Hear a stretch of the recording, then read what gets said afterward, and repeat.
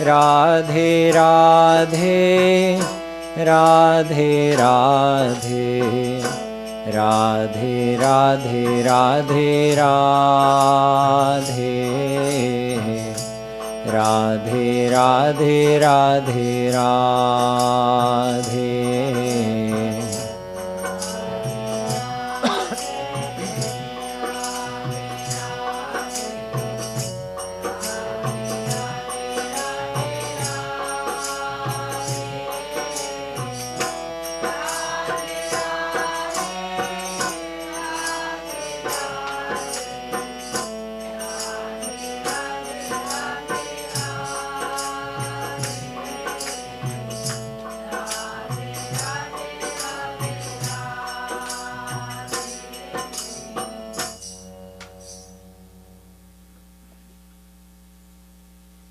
I told you in the beginning of this Bhakti Shatak explanation that in the Bhakti Shatak, Shree Kripalu Maharaj has reconciled many apparent contradictions. There's another one in this doha that he's addressing regarding desires. Ko kahat taju sab kaam. Some saints, and at certain places in the scriptures, the renunciation of desires is praised. Certain saints have praised the renunciation of desires, and at certain places in the scriptures it's touted that if you could renounce all of your desires, that's all you would need to do. All of your problems would be over. But others have said, Ko kaha bhaju sundar sham. Others have said, no, without doing bhakti to Shri Krishna, your desires cannot go. And both sides make sense. On one side, if your mind is already attached in the world, how will you attach the same mind to Shri Krishna? With what mind will you do bhakti? Because bhakti has to be done from the mind. So if the mind is already desiring the world, then it can't be attached to Shri Krishna. That's why at certain places it's said in our scriptures that, no, first detach your mind from here. Now your mind is free. You can attach it to God. But other saints and at other places in the scriptures, it is said that, no, you can't just, how will you just detach your mind from the world? By doing bhakti, your mind gets attached to Shri Krishna, and however much your mind gets attached, that much your worldly attachments and desires reduce. So which is correct? Shree Kripaluji Maharaj says both are correct. Haun kaha do ikasanga karu tabaho puran kam. You want to become purna kam, in other words, completely satisfied and self-contented with no desires remaining, then do both together. And both together means that first we begin with knowledge, just like I explained in the previous doha. The knowledge that where is happiness? Is happiness in the world or is happiness in God? Without this knowledge, we can't make a change. But with this knowledge, we can make a change. Desire is natural. It's normal for our mind to have desire because the original desire is for happiness. And we desire happiness. Why? Because God is happiness and we are His ansh. And it's the nature of every ansh to desire His anshi. So desire for happiness is totally natural, and that gives rise to all the other desires that we have. When we look towards the world to try to fulfill our happiness, it gives rise to all the worldly desires, just for the desire of happiness. So if we believe that happiness is in the world, we will continue to look for happiness in the world. That will strengthen our worldly attachments and further strengthen our faith that there is happiness in the world. But when we get the knowledge, no, true happiness is in God, and the happiness of this world is a product, the experience of that happiness is simply a product of our own mental activities, positive thinking, then one thought at a time we can gradually turn our mind towards God. So we are neither first attaching our mind to God, nor are we first detaching our mind from the world. First, we're thinking of where is happiness. We get the knowledge. Then we tell our mind, desiring happiness is not bad and it's not wrong. It's good. It's natural. You have to desire happiness. But where is happiness? Oh, it's over there? Okay, I'll desire Shri Krishna then. He is the source of all happiness. Then one thought at a time, the mind starts becoming a little bit more attached to him and a little bit less attached in the world. So this is how this great debate among whether to detach from the world first or attach the mind to God first is resolved by Shri Kripalu Maharaj. He says, do both together at the same time and think about it over and over, that happiness is in God. In the next doha, he gives us some more practical advice about how to divert our mind towards God. Kam krodha mad lobh kah man murakh mat chhod. Oh, my foolish mind. You know you have all of these things like anger, desire, attachment, greed. He says, don't abandon them, divert them towards Shri Krishna. Rasika shiromani sham dhinga de inako mukha mord. Divert them towards Shri Krishna. This is a technique or a practice that we can use on the path, the path of devotion. For instance, someone has desire. Instead of telling your mind it's wrong to have desires, get rid of all the desires, you say, desiring is normal, but desire Shri Krishna instead of desiring the world. Very simple. You have 5 kinds of desires related to your 5 senses, so desire Shri Krishna with all of those 5 types of desires. Kam. What about krodh? What to do with anger? Can that be turned towards Shri Krishna? Yes, but not meaning to get angry at him. Your anger can be used in a devotional way. There are a few ways to approach that. Like if you're feeling angry or anger is a problem for you and anger comes in your mind, you could get angry at anger itself. Or you could get angry at your own carelessness. Think about how much time I've wasted, how much of this opportunity I've wasted, how foolish I've been. So get angry on your own faults, you can say, and that will motivate you to improve yourself. So you can use the anger for something good. What about greed?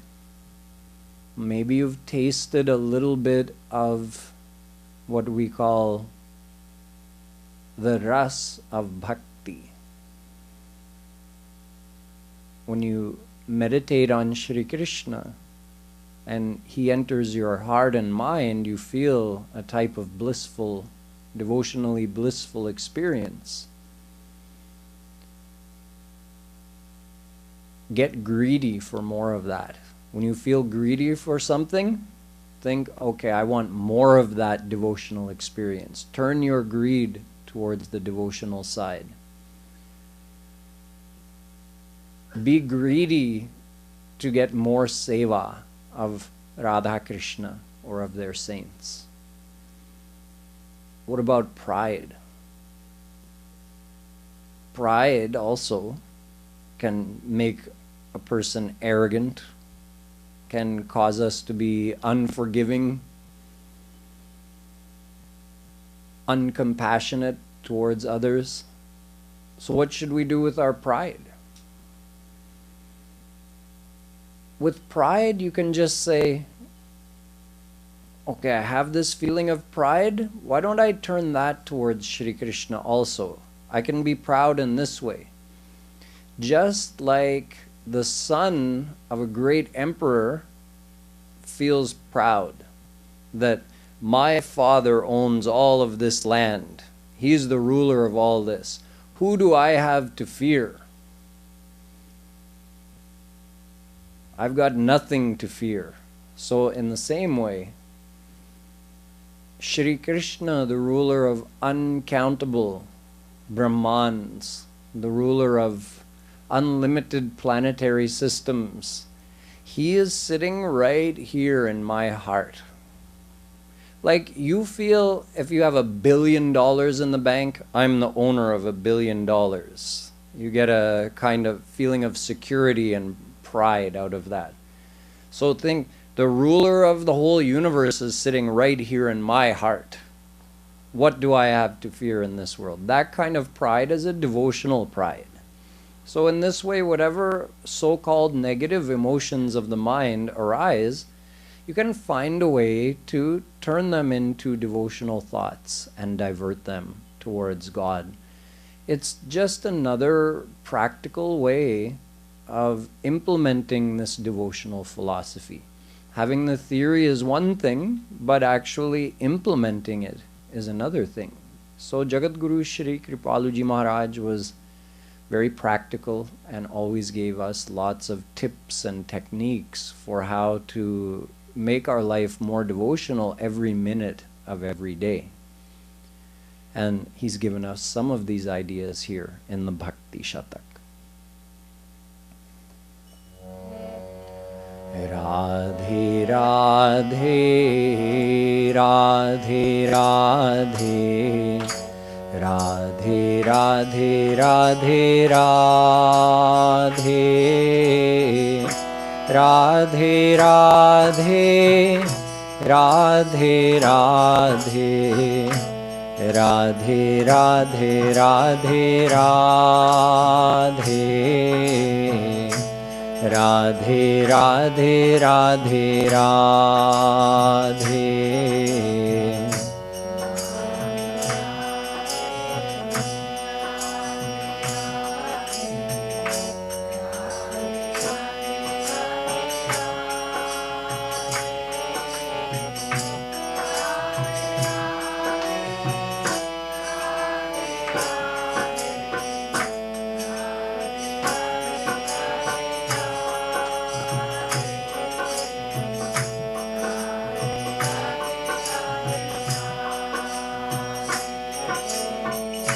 काम क्रोध मद लोभ कहाँ मन मूरख मत छोड़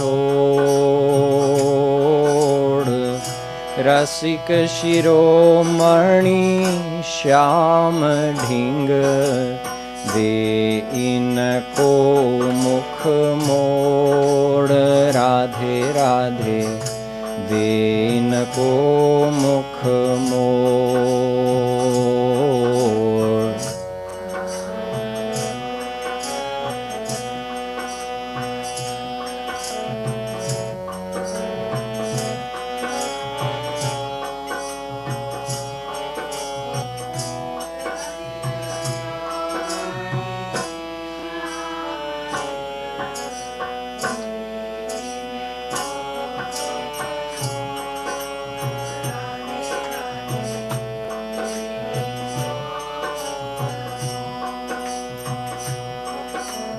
काम क्रोध मद लोभ कहाँ मन मूरख मत छोड़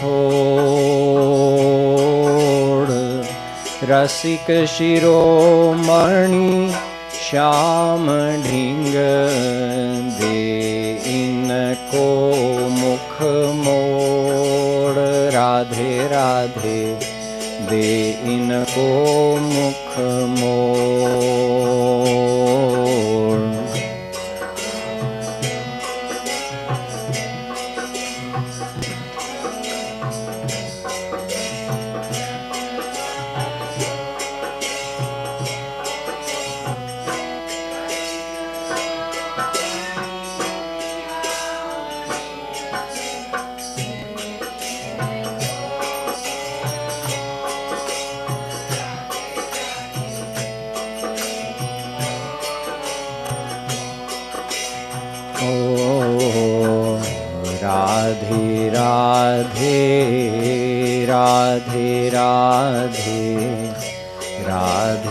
Radhe Radhe Radhe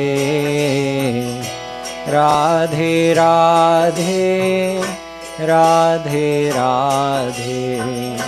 Radhe Radhe Radhe Radhe Radhe Radhe Radhe Radhe.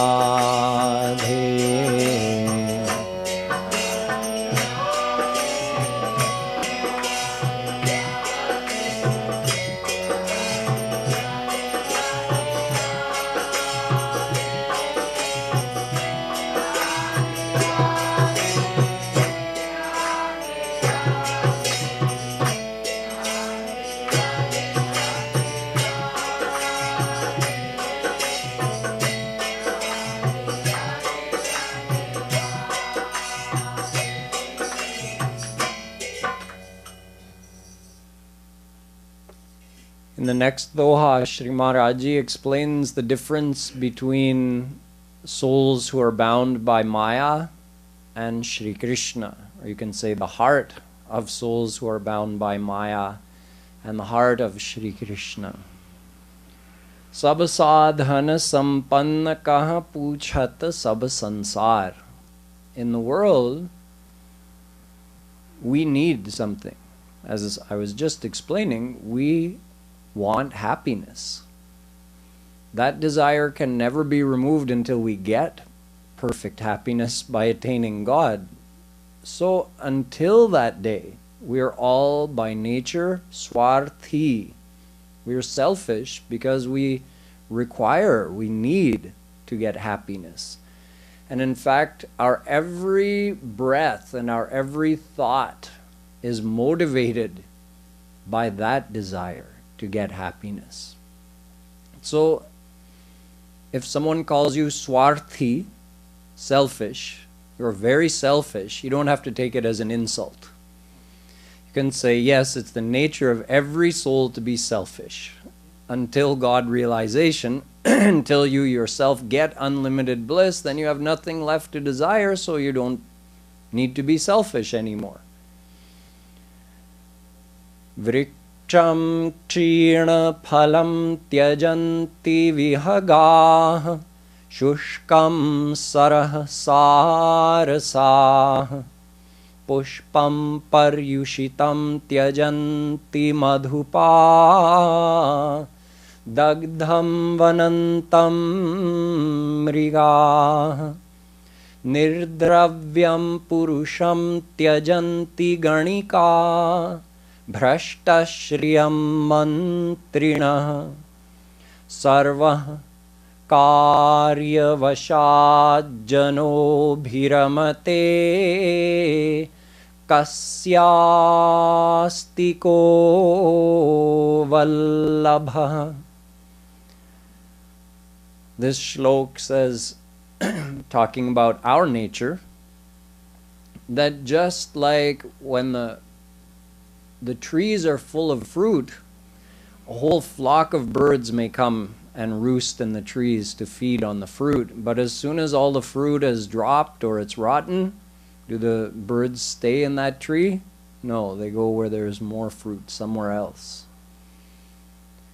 The swans come to swim on the pond when it's full of nice, clean water. But when the pond dries up in the heat of the summer, the ducks and swans don't stay around, they go somewhere else where there's water. The bumblebee frequents the plants that have flowers. It doesn't go to the plants without flowers. And the one that had a flower, when the flower drops, the bumblebee doesn't come back to that flower. The minister or the king who has ministers, when the king is fallen, removed from power, then the ministers go and serve someone else. They don't remain loyal to the king. All human beings are like this to some degree or to a great degree, and as I said, it's not an insult, it's not something to be offended by, it's simply our nature. Most of the time, we don't like to think like this. We like to think I'm selfless. We do try to be a good person, but the point that I'm making is we shouldn't be under the illusion that we're selfless. None of us are. We all have a need for happiness. So even if we're being a good person, why are we being good? Because being good is going to bring us more happiness. Even helping another person, we do that because on some level it makes us feel good. There's nothing wrong with that, but we should at least acknowledge it. That if it didn't feel good to us, would we still do it? So our need for happiness is that's the foundation. That's fundamental to all of our activities. When we realize that, then we can make much more sense of the interactions in the world, in the family, amongst our friends, in the workplace. Why are we so shocked when our friend does something selfish, which is against our interests? We take it like a slap to the face. I've been insulted by my friend. Why are we surprised when such a thing happens? We should expect it, not in a cynical way, like, oh, everybody's bad, the whole world is bad. No, just understand, like, we're all like children, right? So why can you expect a child to behave as a grown-up? No. So in spiritual terms, we're all children, because we're all bereft of true happiness. We're all just going around the world trying to find happiness wherever we can. We're desperately looking for that happiness from every person and every endeavor. So we need to lower our expectations of people and relationships and interactions and just accept that everybody is under the control of this situation, that they don't have happiness and they need it, so they're going to behave selfishly. If you accept that, then the world becomes much less painful to you. You see it more like if you're in a hospital and you see a bunch of sick people around you, you don't cry out that, why is there a sick person in the bed next to me? You expect it because you're in a hospital. So we're all in this world, we're all bereft of happiness, so we should just look around the world and expect that this person is going to get angry, this person is going to do something for their happiness that might not please me. We just look around the world and say, we're all in the same boat, we're all the same. That would be the healthy way to approach the world. But instead, we conveniently ignore these facts and we try to see the world through rosy-colored glasses and think that I'm a good person and I'm very selfless. And all my friends and family must also be very good and very selfless. So we live in this kind of dream and hope, and then when someone does something that we can't ignore, our dream is shattered and we feel angry. Why did you treat me like this? Why did you do that to me? It should have been expected. We were living in a dream world. So this is spiritual knowledge. Spiritual knowledge not only helps us attain God, it also helps us make sense of this world in a real no-nonsense way. Not looking at the world like, oh, it's all good, it's all fine.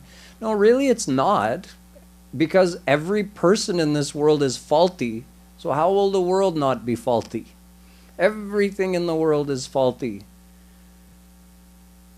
But it's to be expected. As Jagadguru Shree Kripalu Maharaj explained many times, this world is like a big hospital for the souls who have forgotten who they are. A mental hospital for those who are clinically insane.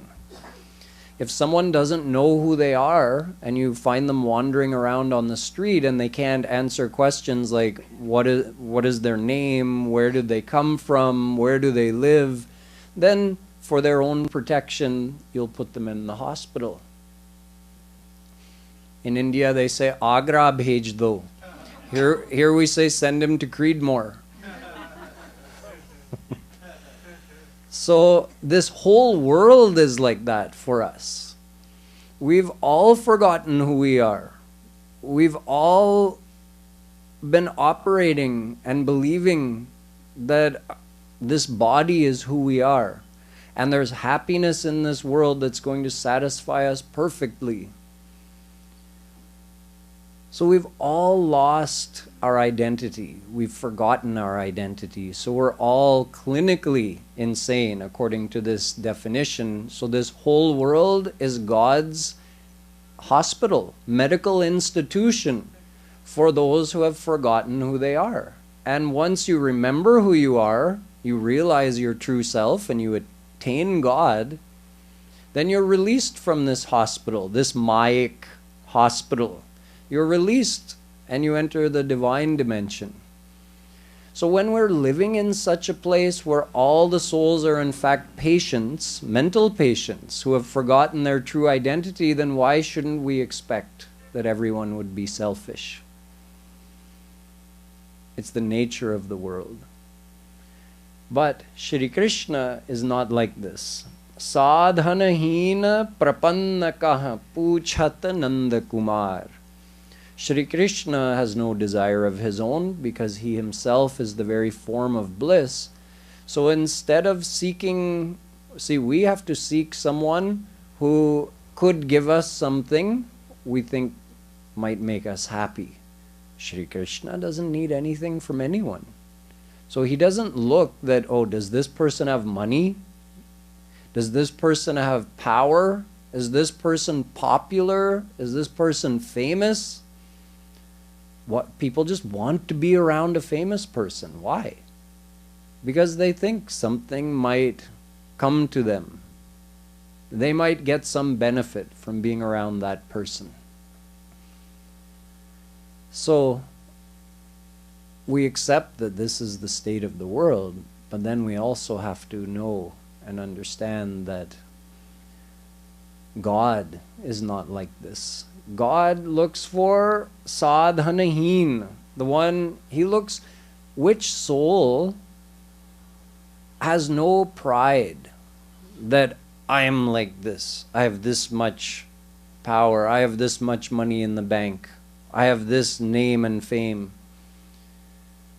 Which person is feeling in his heart destitute and becomes prapann, surrendered. That person, Puchhat Nanda Kumar, Shri Krishna himself goes to that person. Just like we like to hang around a rich person or a famous person in the hope that we'll get a few scraps, Shri Krishna humbly goes to that soul who is humble and surrendered. So that's the exact opposite of what we see in this world, and when we accept that, then we will automatically get more love and more faith for Shri Krishna. Radhe Radhe Radhe Radhe Radhe Radhe Radhe Radhe Radhe Radhe Radhe Radhe Radhe Radhe Radhe Radhe Radhe Radhe Radhe.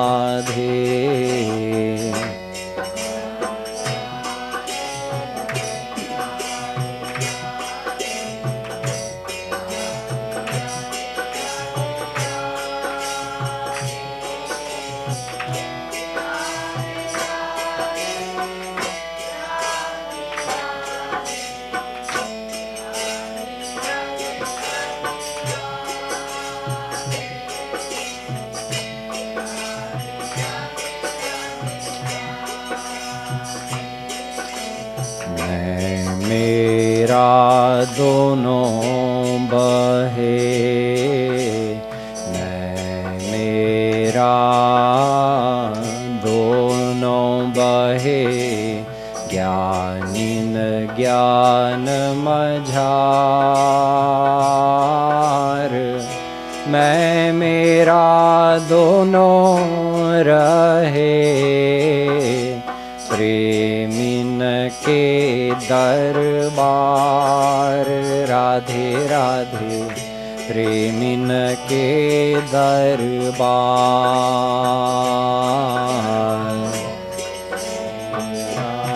दोनों बहे ज्ञानिन ज्ञान मझार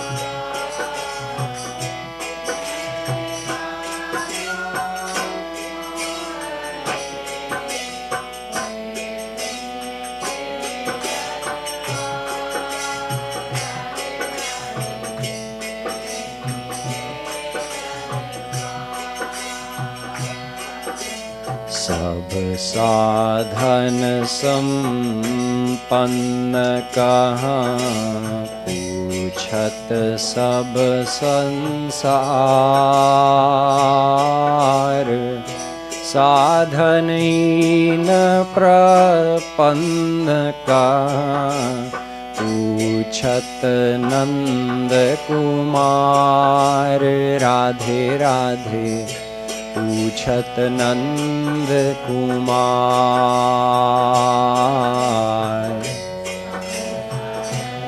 संपन्न का पूछत सब संसार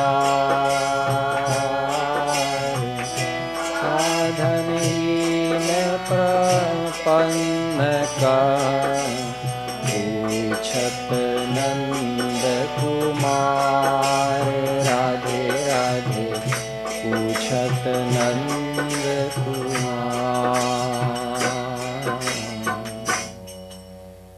The next doha repeats something that we already learned earlier in the Bhakti Shatak, where Shree Maharaj is highlighting one of the differences between the path of abhed bhakti and the path of bhed bhakti.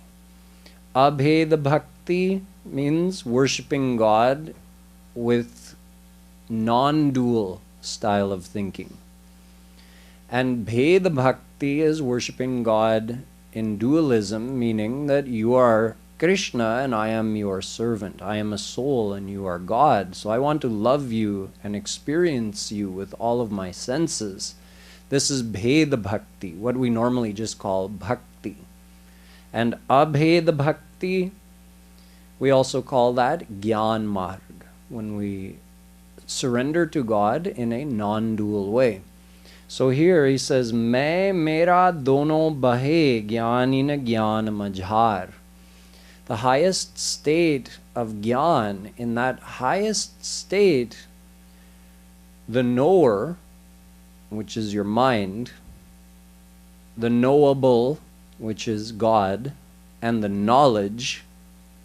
So gyata, gyeya, and gyan. We call that triputi, these three things. Those three become one. So in other words, when you are one with Shri Krishna, then who will know whom? And what will there be knowledge of? So in that state, we call this Niranjan Gyan. Very high, pure state of non-dualistic worship of God. Main or mera bahe. The feeling of I and mine are gone. We already discussed this. Here I'll just add one more thing. That in the path of Gyan, the ultimate goal is to get liberated. And that liberation includes liberation from your antahkarana. It means from your mind and your senses. So only the soul remains. And just the soul with no antahkarana cannot think anything, know anything, feel anything, experience anything. So this is the path of Gyan, and this is the ultimate goal of that path. But on the path of Bhakti, Premin ke darbar, in the court of those who love God through devotion, dono rahe, main aur mera dono rahe, both the feeling of I, the consciousness of your own self, and the awareness of what belongs to you, both of those remain, and your mind remains. So both in the devotional stage, of course, you need your mind for that, and also after God realization, your antahakarana remains. Having been fully purified through bhakti, the mind becomes divine. You get a divine antahakaran. So divine man, divine buddhi, divine senses.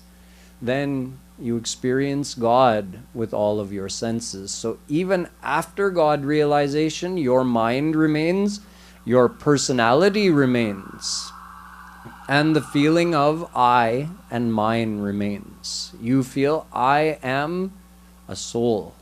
I am the servant of Shri Krishna, and Shri Krishna is mine.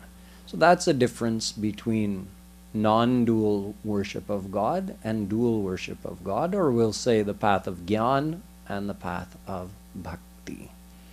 So that's doha number 40. Radhe Radhe Radhe Radhe Radhe Radhe Radhe Radhe Radhe Radhe Radhe Radhe Radhe Radhe Radhe Radhe Radhe Radhe.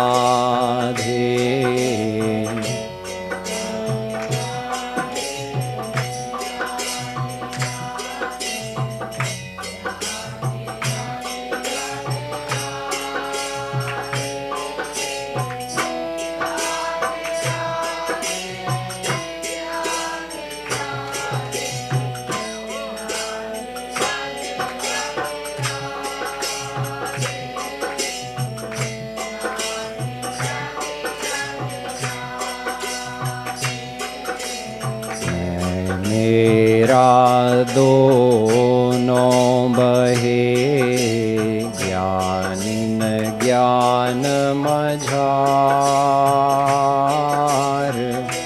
मैं मेरा दोनों रहे प्रेमिन के दरबार।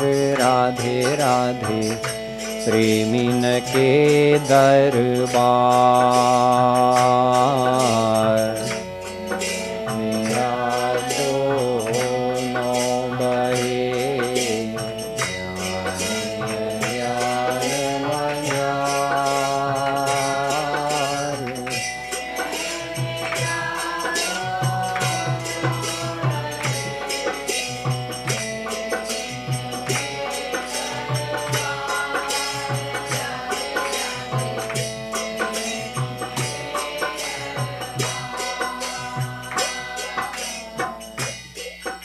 In the last doha that we'll cover today, doha number 41, Shri Maharaj says, Prema Pantha Balihar.